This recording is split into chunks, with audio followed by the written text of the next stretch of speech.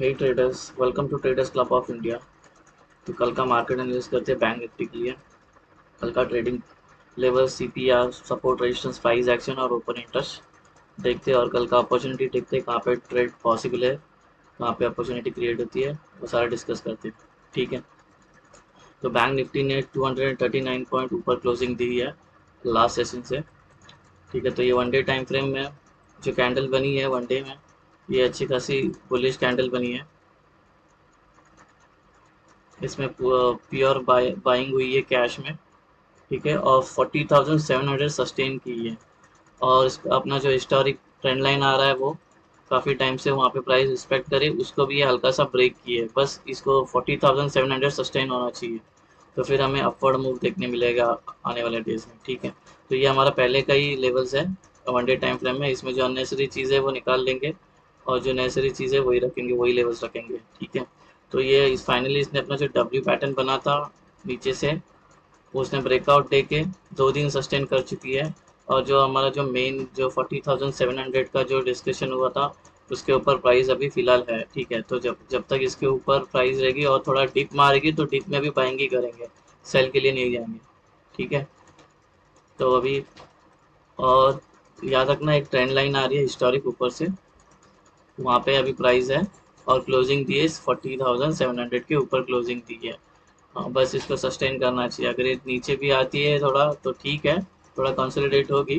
ठीक है। अगर इसके ऊपर सस्टेन करती है तो हमें 41,400 एंड 41,500 नेक्स्ट टारगेट मिलेगा, और ऊपर जाएंगे तो 42,000 देखने मिलेगा। और नीचे अगर 40,000 के नीचे क्लोजिंग देती है अगेन, तो फिर हमें वही 39,500 और 39,000 के लेवल्स देखने मिलेंगे। तो ये वही सेटअप है, इसमें कुछ चेंजेस नहीं किया। ठीक है। तो अभी छोटे टाइम फ्रेम में आते हैं इंट्राडे के। 1774.28, सेंट्रल सीपीआर है 40,735.52, और बॉटम सीपीआर है 40,696.75। तो ये 3 सीपीआर है अपना। और ये जो सीपीआर जो फॉर्म हुआ है वो लास्ट सेशन के ऊपर है। ठीक है, मतलब असेंडिंग है। ये 3 अप्रैल का था। तो ये अपना जो अभी आ रहा है वो 5 अप्रैल का ऊपर बन रहा है। ठीक है। तो इसका मतलब प्राइस ऊपर जाना चाहती है। ठीक है। तो हमें डिप में भी बाइंग ही करेंगे। जब तक डिप अपने को 40,400 के नीचे डिप नहीं होता है, तब तक सेलिंग के लिए सोचेंगे नहीं। ठीक है। तो अभी रेजिस्टेंस देखते हैं। ये 4 रेजिस्टेंस है और ये 4 सपोर्ट है। आप लोग स्क्रीनशॉट लेके अपने चार्ट पे मार्क कर लेना। तो पहला जो रेजिस्टेंस आ रहा है वो है 40,935। दूसरा रेजिस्टेंस है 41,057। तीसरा रेजिस्टेंस है 41,256, और आखिरी रेजिस्टेंस है 41,378। तो ये R1, R2, R3, R4, और ये वाइट हॉरिजॉन्टल लाइन है वो प्रीवियस डे, ये प्रीवियस डे हाई है। और ये हॉरिजॉन्टल जो लाइन है नीचे सपोर्ट के नीचे, वो प्रीवियस डे लो है।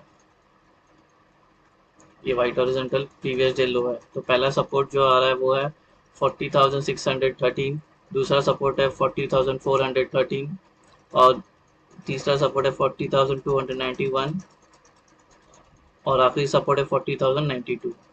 तो ये S1, S2, S3, S4। ठीक है, ये मार्क कर लो, इसको डिलीट कर रहा हूँ मैं, स्क्रीनशॉट ले लो। अब इंट्राडे के बड़े टाइम फ्रेम में आते हैं और देखते हैं कि प्राइस एक्शन क्या हो रहा है। कुछ नहीं, ये हायर हाई फॉर्म करते ऊपर भी गई है। हर 3 घंटे में हायर हाई फॉर्म हुआ है।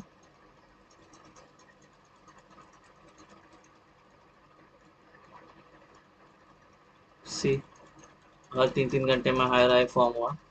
तो अभी 1 आवर में आते हैं। 1 आवर में ओके, इसमें भी वही है, हायर हाई फॉर्म होके प्राइस यहाँ पे कंसोलिडेट की है। चार 4 घंटे कंसोलिडेशन करने के बाद ब्रेकआउट मिलके, और पूरा दिन ऊपर ही रही है ये मार्केट। ठीक है। As compare to Nifty, bank Nifty bullish थी, और निफ्टी बियरिश थी, क्योंकि वहाँ पे रिलायंस और इन्फोसिस ने मार्केट को होल्ड करके रखा था, निफ्टी को नीचे लेके जा रहा था। लेकिन बैंक निफ्टी अपने और डे के हाई में थी। तो ये चैनल है, चैनल में भी प्राइस है, ये वहीं पे डिमांड सप्लाई चल रही है इसकी। तो और थोड़ा बड़ा टाइम फ्रेम, छोटे टाइम फ्रेम में चलते हैं 15 मिनट्स के।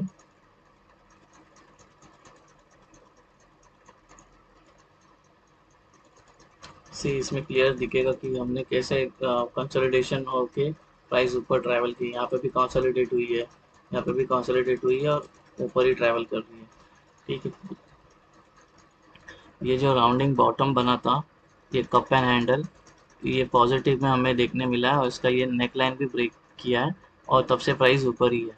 ठीक है, जो है 31 मार्च से हमने जो ब्रेकआउट दिया है कप एंड हैंडल का, वो ऊपर ही है। ठीक है, अब 5 मिनट्स चार्ट में चलते हैं इंट्राडे में। तो ये पहला एक चैनल मार्क कर लेते हैं, प्राइस इसके अंदर ही है, सस्टेन कर रही है।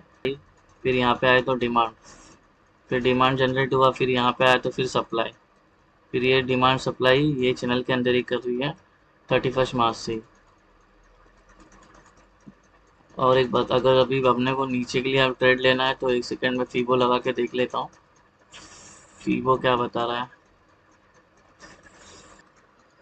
प्रीवियस डे लो के नीचे ही हमें बाइंग के लिए, सेलिंग के लिए देखना है, क्योंकि हमारा जो फीबो का गोल्डन सपोर्ट है वो है 40,537 लगभग। जो अगर हम देख ले तो 40,550, इसको राउंड फिगर में ले लेते हैं, राउंड नंबर्स में, और इसके नीचे अगर प्राइस इसके नीचे ट्राई करी जाने का तो हम शॉर्ट के लिए ट्राई करेंगे, सेलिंग के लिए।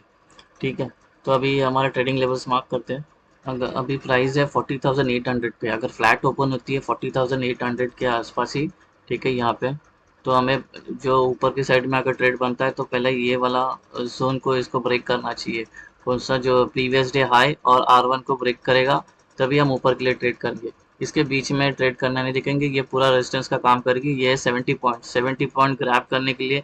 बैंक निफ्टी तो ऐसे ही एक टाइम पे 40 का मूव दे देती है, 40 30 50 पॉइंट्स का, तो इसके बीच में ट्रेड लेने जाएंगे तो ट्रैप हो जाएंगे, ऐसा लेट हो जाएगा। ठीक है, तो इसलिए अच्छा है कि सेफ ट्रेडिंग करते हैं, इसके ऊपर ही एंट्री लेते हैं R1 के ऊपर। ठीक है, और ओपन होके, अगर फ्लैट ओपन होके नीचे गिरती है तो हमें CPR का ब्रेक होने का वेट करने का है। अगर CPR के अंदर फंस गई तो हम भी ट्रैप हो जाएंगे साथ में। ठीक है, तो इसलिए CPR का पूरा ब्रेक होने देना, कोई बेरिश पैटर्न बनता है तो हमारा ये ट्रेड एक्टिवेट होगा। ठीक है, नीचे की साइड में। अब बात आती है गैप अप की। गैप अप होती है, अगर 200 पॉइंट भी गैप अप होती है, 250 पॉइंट, तो लगभग ये R1 के ऊपर ही ओपन होगी। तो R1 के ऊपर अगर सस्टेन करती है 20 मिनट्स, 25 मिनट्स, 30 मिनट्स और बुलिश पैटर्न बनाती है, तो फिर समझ जाने का कि अपने को आज बाइंग के लिए देखना है, तो ऊपर के लिए फिर से यही ट्रेड एक्टिवेट होगा। ठीक है, अगर गैप अप होके ये ब्रेक कर देती है, गैप अप होके डायरेक्ट नीचे गिरना स्टार्ट करती है प्राइस, तो हमें प्रीवियस डे हाई के नीचे हमारा ट्रेड एक्टिवेट होगा। ठीक है, जो है 80 पॉइंट से ये 80 पॉइंट में 40 पॉइंट्स भी अगर ग्रैब कर ले तो भी दिन बन जाएगा अपना। ठीक है, तो ये ये हो गया गैप अप। अब गैप डाउन का सिनेरियो देखते हैं। गैप डाउन तो काफ़ी है, गैप डाउन होगी तो ये CPR पे ही फंस जाएगी। तो लेट्स से अगर 200 पॉइंट भी नीचे गिरती है तो हमारा पहला जो S1 आता है वो उसको रोक देगा। तो S1 अगर रोक के S1 को सपोर्ट लेके ऊपर जा रही है तो हमारा ये ऊपर के लिए ये ट्रेड एक्टिवेट होगा। ठीक है, ये जो ग्रीन मार्क किया तो ये ट्रेड एक्टिवेट होगा। तो ये भी 80 पॉइंट्स है, इसमें हमें जितने मिल सकते हैं उतना लेके हम निकल जाएंगे। पहला टारगेट बॉटम CPR, दूसरा टारगेट सेंटर CPR और तीसरा टारगेट टॉप CPR।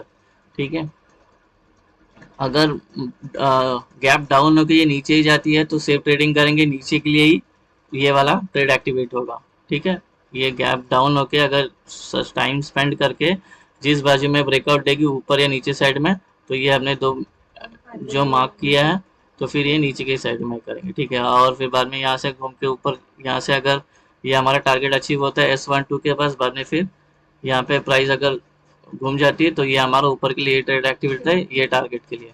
ठीक है, सेम ऐसे ही यहाँ पे ऊपर के लिए भी, अगर प्राइस यहाँ से ट्रैवल करके ऊपर जाती है, अब हमें यहाँ पे आने के बाद रिजेक्शन मिलता है R2 से, तो हम नीचे के लिए ये ट्रेड एक्टिवेट होगा ये। ठीक है, तो ये हम नीचे के लिए ट्रेड रहेंगे, फर्स्ट टारगेट सेकंड टारगेट के लिए। हम्म, तो ये था गैप अप, गैप डाउन और फ्लैट ओपन के लिए। अब चेक करते हैं ओपन इंटरेस्ट। प्राइस है 40,800 पे अभी। ठीक है, और 40,800 पे 10 लाख कॉन्ट्रैक्ट ओपन है, और पुट राइटर के साइड से 12 लाख कॉन्ट्रैक्ट ओपन है। ठीक है, तो ये इक्वली है।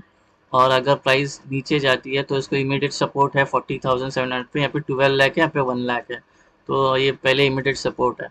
और यहाँ पे 40,900 पे इक्वल है पुट राइटर्स और call writers, 6 lakh contracts open है और यहाँ पे 5 लाख कॉन्ट्रैक्ट्स ओपन है। ठीक है। अगर और भी ऊपर जाती है मार्केट 41,000 में, 41,000 में एक हमें एक हर्डल देखने मिल सकता है। यहाँ पे 7 लाख है, यहाँ पे 3 लाख है, लेकिन बैंक निफ्टी के लिए 3 लाख कुछ नहीं है। ये 7 लाख को अगर ब्रेक कर दिया, अगर ये लोग एग्रेसिव हो गए तो बायर्स, ठीक है। तो ये तो अगर आउट ऑफ द मनी देखने गए तो यहाँ पे 6 लाख है, यहाँ पे 12 लाख है, यहाँ पे 7 लाख है, यहाँ पे 12 लाख है, यहाँ पे 3 है 41 पे, और यहाँ पे 8 लाख है, यहाँ पे 6 लाख है, यहाँ पे 3 लाख है। तो डेटा अगर देखने के आउट ऑफ मनी में तो इन लोग का नंबर्स अच्छा है as compare to call writers, ठीक है। और इन द मनी में कॉल राइटर्स ने सारे पोजीशंस अपने छोड़ के भाग गए, सिर्फ 40,800 पे 10 लाख है, बाकी सब लोग ने स्क्वायर ऑफ कर चुके हैं ये लोग, और ये लोग ने इन द मनी में होल्ड करके रखे हैं अच्छे खासे। तो डेटा बुलिश है, और पीसीआर भी बता रहा है 1.3, 1.3, ये मॉडरेट बुलिश है, ठीक है। तो ये मतलब टिपिकली ये डेटा अपना बुलिश है, ठीक है। तो कल हमें अगर R1 के ऊपर सस्टेन करती है प्राइस काफ़ी टाइम, तो हम ऊपर के लिए ट्रेड करेंगे, जो हमने डिस्कस किया। तो पहला हर्डल हमें आ रहा है 41,000 ऊपर के साइड में, और नीचे के साइड में तो सारे हर्डल्स ही है 40,800, 40,700, ठीक है। तो चार्ट पे चलते हैं। तो ये हमें एक ऊपर एक रेजिस्टेंस है, ये 40,900 का, ठीक है। 40,900 का इमीडिएट रेजिस्टेंस है। हाँ, और नीचे के साइड में तो ये सारे रेजिस्टेंस ही है। तो जब तक ये ब्रेक नहीं होता है बॉटम सीपीआर, तब तक सेलिंग के लिए नहीं करेंगे। ये हर्डल है 40,900, और 41,000 एक हर्डल के लिए हमें रुकेगा। अगर जैसा ये 49,000 सस्टेन करके ऊपर के साइड ब्रेक देती है, तो ये 41 ब्रेक करेगा। लेकिन यहाँ पे थोड़ा हर्डल्स ही है, ठीक है। ऊपर के साइड में ये 2 हर्डल है, नीचे के साइड में तो सारे हर्डल ही है। तो हो सकता है कल मार्केट साइडवेज निकाल ले, क्योंकि ये वीक बहुत छोटा है। हमें फ्राइडे को भी हॉलीडे है, आज भी हॉलीडे था, तो ये इसका ये वीक पूरा साइडवेज निकालेगी। तो होप सो, देखते कल क्या होता है, ठीक है। होप सो आपको ये वीडियो पसंद आया तो मेरे वीडियो को लाइक, सब्सक्राइब और शेयर करना, और लॉजिकल एसएल लेना, ठीक है। राउंड नंबर्स में ही एसएल लेना, और थोड़ा सा चाहिए तो 50 पॉइंट्स दूर से एसएल लेना, नहीं तो वॉलेटिलिटी रहेगी तो एसएल हिट हो जाएगा जल्दी, और ट्रेड से बाहर हो जाएंगे, ठीक है। तो मिलते हैं नेक्स्ट वीडियो में, तब तक के लिए thank you very much for watching, happy trading day.